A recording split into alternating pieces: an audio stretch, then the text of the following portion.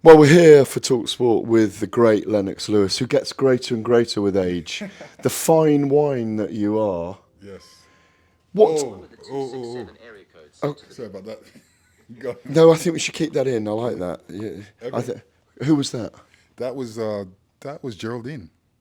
There you go. The great Geraldine. Yes. How many years have you been with Geraldine 30 looking after your years. affairs? 30 30 years. years. Yeah, well, we thank you, Geraldine, for your 30 years Thank you, service with Lennox. Geraldine. Thank you. Right. Jake Paul, Anthony Joshua, they've just weighed in. We've just seen them weigh in. Jake Paul's 216.6 pounds. Anthony Joshua's 243.4 pounds. He's made the weight, had to make 245. Apparently did it easily, did it weeks ago. He's got a new training team. Sergei Lapin, Igor, the Usyk team. He's coming off a 15-month loss.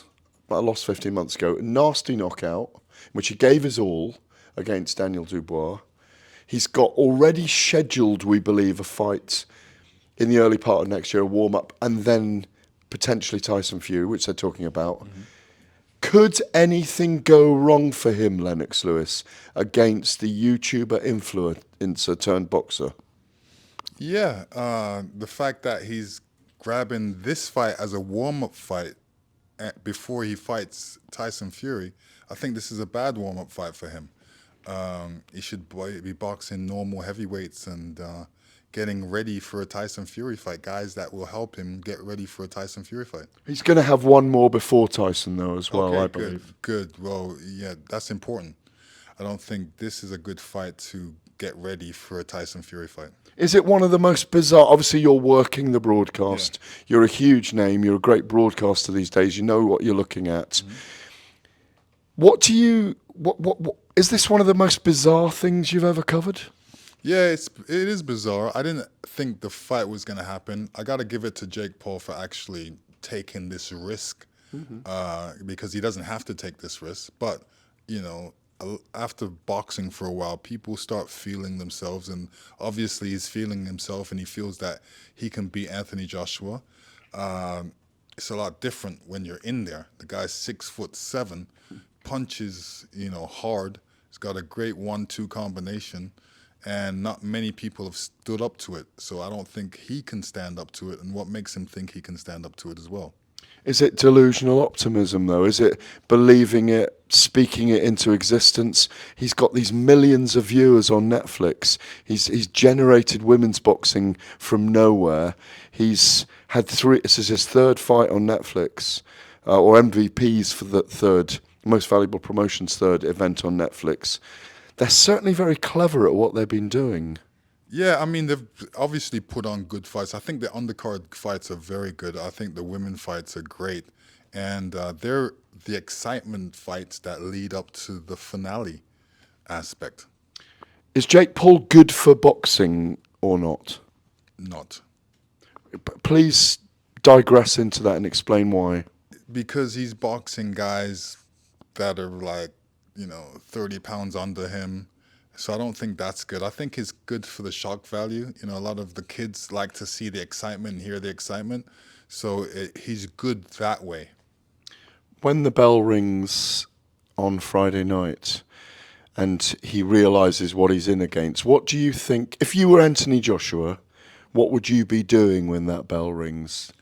When the bell rings, I would probably come out and, let him feel my jab, let him feel my body punches. I'll dance around trying to warm up for that first round.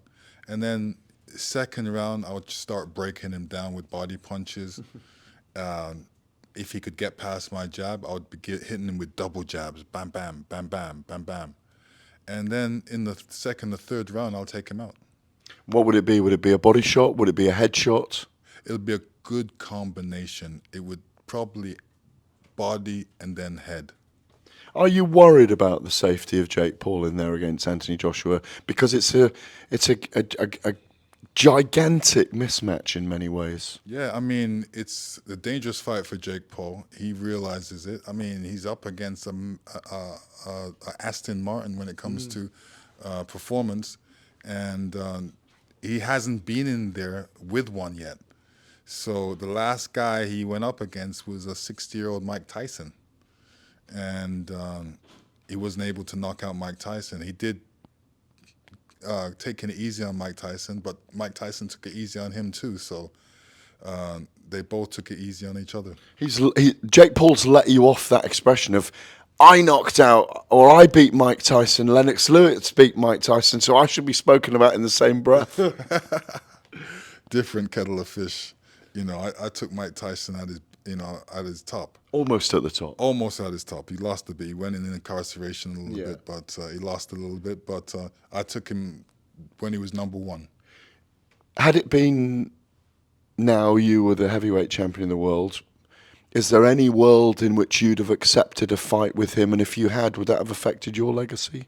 I would fight Jake Paul after my career. I wouldn't fight him during my career. When you finish your career, that means you're done your real boxing career. And now it's time to, box the pretenders. But really and truly, like, if you'd been waiting for that Mike Tyson fight, and this guy, and we understand that, I mean, I don't know the exact figure, but it's around $50 million he's getting for it. And if you're a roof tiler, it's like being asked to put one tile on a roof for building a massive house, and that is almost what this is. Yeah. And you can put your bank balance £50 million or dollars to the good. Surely it would be hard to say no to that. Yeah, obviously, it would definitely hard to say no to. Nobody should really refuse that type of money if they're serious. You know what I mean? Like I'm saying, the money's there. It's like a walk in the park. Why wouldn't you take it? So it's easy money, easy walk in the park. Yeah, take it. Is there any way, David beat Goliath, is there any way that a biblical event could occur tomorrow night and Jake Paul could beat Anthony Joshua? Is there any way we could see that? I don't see any way that can happen. If it happens, I'll be totally shocked. Prime Lennox Lewis against a prime Anthony Joshua. Bell rings. We've had the build-up. You're both very respectful towards each other. You're eyeing him up. He's eyeing you up. Bell rings. You're doing commentary on it, but you're also fighting him. What happens? I go out there. It'll be a good first 3 rounds of us warming up and sparring, and then the real skill takes over. The pugilist specialist takes over. Yes, yeah, he's going to see the pugilist specialist come into action. So you think you'd stop him in the first third of the fight, yeah? Yes. What would the combination be when you work it out in your head? Well, how do you knock him out? Probably left, right hook. Left, right, uppercut, any 3 punches. And you'd have been avoiding his big punches as well, presumably. Absolutely. He's a dangerous fighter, isn't he? Of course. I mean, how he knocked out Francis Ngannou, he hit him with a perfect 1-2, and you've seen the way Francis's body reacted to him not getting knocked out. It was bad. A prime Lennox Lewis against a prime Tyson Fury. Same thing. He's been winding you up in the build-up, calling you a big dosser, the biggest dosser there's ever been. You're not British, you're Canadian, or you're Jamaican. Why are you claiming that? You won the Olympic gold for Canada. You're not really British. You're a plastic Brit. He'd be doing all that, wouldn't he? Yeah. He'd be doing all that shit. And you know what I'll be saying? I'm not going to lose to a guy with love handles. Simple as that. You know what I mean?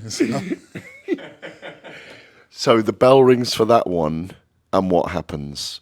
We go out there, he'll be giving it all that. Herky-jerky. Yeah. And what I would be doing is just hitting him straight in his chest.